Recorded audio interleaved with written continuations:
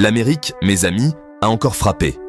Elle a plongé tête baissée dans l'abysse de l'incertitude en élisant Donald J. Trump comme son 47e président. L'élection de 2024, un spectacle plus proche d'une télé-réalité que d'un processus démocratique solennel, a vu Trump triompher de la vice-présidente Kamala Harris. Comment, vous demandez-vous, une nation encore marquée par les cicatrices de son premier mandat a-t-elle pu le ramener au bureau ovale? In Springfield, they're eating the dogs, the people that came in. They're eating the cats. They're eating the pets of the people that live there. Ah, l'éternelle question. La réponse, comme la plupart des choses américaines, est complexe et contradictoire. Trump, le maître du spectacle, a su exploiter un profond ressentiment et une colère qui persistent au sein de l'âme américaine. And we will make America great again. God bless you and good night. I love you. Son message, un puissant cocktail de nostalgie, de rancœur et de préjugés à peine voilés, a trouvé un écho favorable auprès d'une partie importante de l'électorat.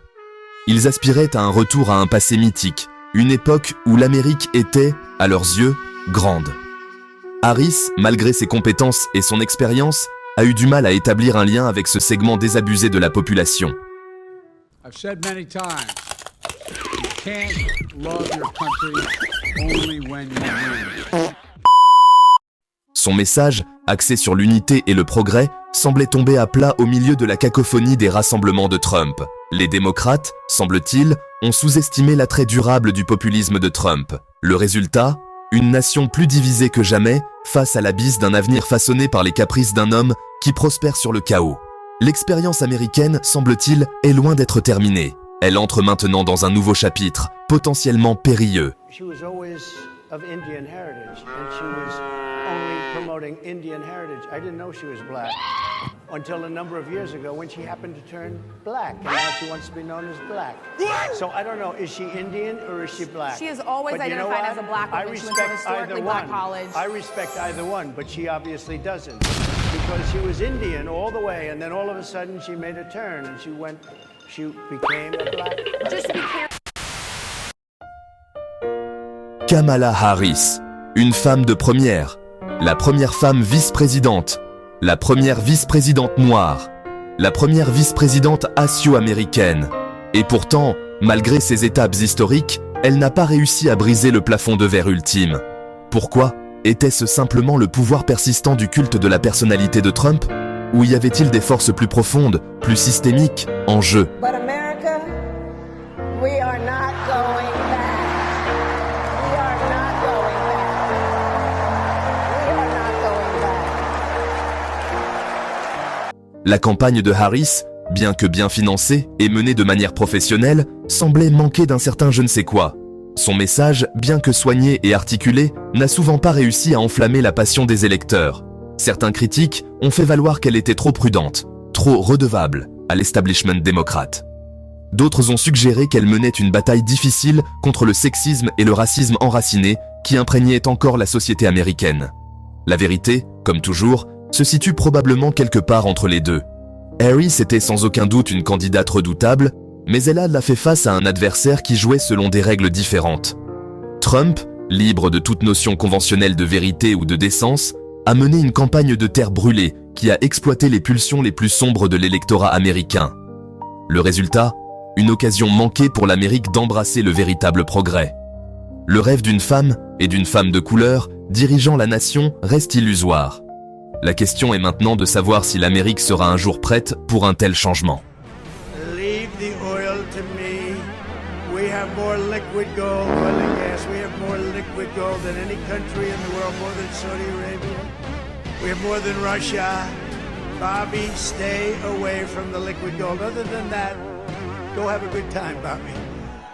L'élection de 2024 s'est jouée non seulement sur les personnalités, mais aussi sur un champ de bataille jonché des débris d'une nation aux prises avec des angoisses existentielles. L'économie, la santé, le changement climatique, l'immigration, les relations raciales, les droits LGBTQ, ces questions, autant de bombes à retardement prêtes à exploser, ont constitué la toile de fond de la campagne. Trump, maître manipulateur, a exploité ses angoisses avec une efficacité impitoyable. To get out and vote. And again, Christians, get out and vote. Just this time. You won't have to do it anymore. 4 more years, you know what? It'll be fixed, it'll be fine.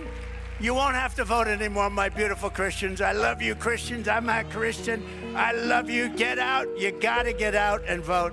In 4 years, you don't have to vote again. We'll have it fixed so good you're not gonna have to vote. Il a offert des solutions simplistes à des problèmes complexes, faisant appel aux instincts les plus bas de la peur et des préjugés. Ses déclarations sur l'avortement, par exemple, ont oscillé entre de vagues promesses pour apaiser la droite religieuse et un silence total lorsqu'il a été confronté à la complexité des droits reproductifs. Harris, d'autre part, a tenté d'aborder ces questions avec nuance et compassion. Elle a parlé d'unité, de progrès, d'un avenir où tous les Américains, quelles que soient leurs origines ou leurs croyances, pourraient s'épanouir. Son message, cependant, semble s'être perdu dans le bruit. Le résultat ? Une victoire de la peur sur l'espoir, de la division sur l'unité. L'Amérique, semble-t-il, se contente de rester prisonnière d'un cycle de colère et de ressentiment, incapable ou réticente à affronter les défis du XXIe siècle. Let me tell you, we have a new star. A star is born, Elon. Ah, Elon Musk, le milliardaire énigmatique, le technocrate autoproclamé, celui qui aspire à coloniser Mars. Mais lors de l'élection de 2024, Musk a joué un rôle différent, celui d'un faiseur de roi politique. Son influence, bien que subtile, était indéniable. Le soutien précoce de Musk à Trump, formulé en termes vagues de liberté d'expression et d'innovation, a envoyé des ondes de choc à travers la Silicon Valley et au-delà. Son immense fortune et sa portée sur les médias sociaux ont fourni à Trump une plateforme puissante pour diffuser son message à un nouveau public. Un public qui n'aurait peut-être pas été autrement réceptif au populisme de l'ancien président. Le soutien de Musk était-il motivé par une adhésion sincère à la politique de Trump ? Ou était-ce, comme le suggéraient certains cyniques, une manœuvre calculée pour s'attirer les faveurs de la nouvelle administration et servir ses propres intérêts commerciaux ? La réponse, comme la plupart des choses muskiennes, reste entourée de mystères. Le résultat ? Un brouillage des lignes entre technologie, politique et richesse. L'incursion de Musk dans l'arène politique soulève des questions inconfortables sur l'influence des milliardaires de la technologie sur le processus démocratique. Sont-ils, comme certains le craignent, en train de devenir trop puissants, leur vaste fortune leur donnant une influence indue sur le sort des nations ? La réponse, mes amis, est une question à laquelle nous devons tous réfléchir. My heart is full today. Au cœur du tumulte politique et des incertitudes ambiantes, Kamala Harris a su émerger avec une élégance qui a captivé le regard de tous. Son discours de concession, prononcé avec sincérité, a profondément marqué l'opinion publique américaine. Sa voix, à la fois ferme et empreinte d'émotion, témoignait d'un profond respect pour le processus démocratique. Elle a reconnu la volonté du peuple et l'importance de défendre les principes démocratiques, même face à la défaite personnelle et politique. We must accept the results of this election. Earlier today, I spoke with President-elect Trump and congratulated him on his victory. I also told him that we will help him and his team with their transition, and that we will engage in a peaceful transfer of power.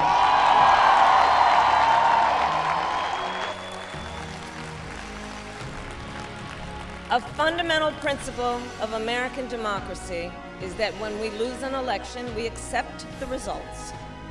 That principle, as much as any other, distinguishes democracy from monarchy or tyranny. And anyone who seeks the public trust must honor it. Ce discours a suscité une vive émotion, contrastant fortement avec la rhétorique souvent dure et conflictuelle qui a dominé la campagne électorale. Les paroles de Kamala Harris ont été un rappel poignant qu'au fond, la démocratie ne se résume pas à gagner ou à perdre. Il s'agit de préserver l'intégrité du processus et de respecter la voix collective du peuple. Sa sortie gracieuse de la scène politique a témoigné de son caractère et a représenté une lueur d'espoir en ces temps troublés. Alors que la nation absorbait ses paroles, il y a eu une pause collective, un moment de réflexion. Kamala Harris n'avait pas simplement concédé sa défaite, elle avait donné l'exemple, Un exemple qui resterait gravé dans les mémoires bien après que la poussière électorale se soit dissipée. Son discours était un appel à l'unité, un plaidoyer pour la civilité et une puissante déclaration de foi dans le système démocratique. En fin de compte, la concession de Kamala Harris était bien plus qu'une simple formalité politique. C'était un message sincère qui a résonné dans tout le pays, laissant une marque indélébile sur le tissu de la démocratie américaine. Le monde a assisté, avec un mélange d'incrédulité et d'inquiétude, au retour de l'Amérique vers l'imprévisible, le volatile, le carrément bizarre. La victoire de Trump a envoyé des ondes de choc à travers le monde, déclenchant un frisson collectif de Bruxelles à Pékin. Les implications d'une présidence Trump sont considérables, s'étendant bien au-delà des frontières des États-Unis. Sa politique étrangère, si l'on peut appeler cela ainsi, repose sur un cocktail dangereux d'isolationnisme, de diplomatie transactionnelle et de prise de décision impulsive. L'ordre mondial, déjà fragile, est maintenant au bord du gouffre. En Europe, la réaction a été un silence stupéfait, suivi d'une agitation diplomatique effrénée. L'alliance transatlantique, déjà mise à rude épreuve pendant le premier mandat de Trump, est maintenant confrontée à son plus grand défi. Peut-elle survivre à 4 nouvelles années de chaos trumpien? Le résultat? Un monde qui retient son souffle, se préparant à la tempête qui se profile. Le siècle américain, semble-t-il, ne se termine pas en fanfare, mais dans un gémissement, une lente descente dans le chaos et la dysfonction. Le reste du monde ne peut que regarder et espérer le meilleur. Nous y voilà donc, mes amis, à l'aube d'une nouvelle ère. Une ère façonnée par le retour d'un homme qui incarne à la fois le meilleur et le pire de l'Amérique. Une ère pleine de dangers, mais aussi porteuse d'un potentiel de changement. Quelles leçons, s'il y en a, pouvons-nous tirer de ces montagnes russes électorales? La plus évidente est peut-être que l'Amérique reste une nation profondément divisée, ses citoyens enfermés dans une bataille apparemment inextricable pour imposer leur vision de l'avenir. Les blessures du passé, loin de se cicatriser, ont été rouvertes une fois de plus. Une autre leçon, peut-être plus décourageante, est que la démocratie est une chose fragile. Elle peut être érodée, lentement et insidieusement, par des forces tant internes qu'externes. La montée du populisme, la propagation de la désinformation, l'influence croissante de l'argent en politique, autant de menaces pour le tissu même de la société démocratique. Le résultat? Un rappel brutal que le combat pour la démocratie n'est jamais vraiment terminé. C'est une lutte constante, une bataille qui doit être menée chaque jour. L'avenir de l'Amérique et du monde entier en dépend.